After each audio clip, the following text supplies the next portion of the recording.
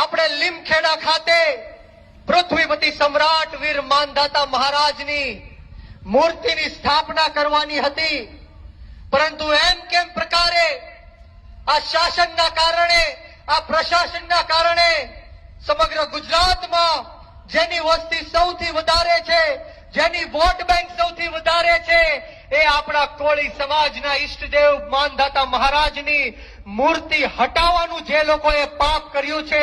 એમને આજે હું જાહેર મંચ ઉપરથી કહેવા માંગુ છું કે આજે લીમખેડામાં અને દેવગઢ બારૈયામાં અમારા માનધાતા મહારાજની મૂર્તિનું સ્થાપન થયું છે, ત્યારે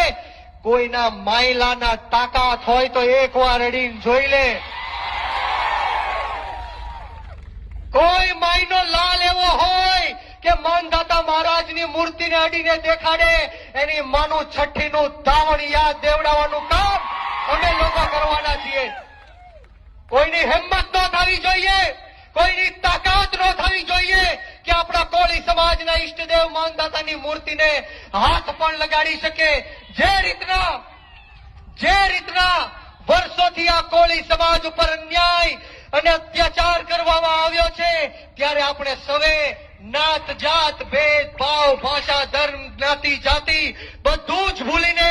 એક થવાની જરૂર છે, વ્યસન મુક્ત થવાની જરૂર છે.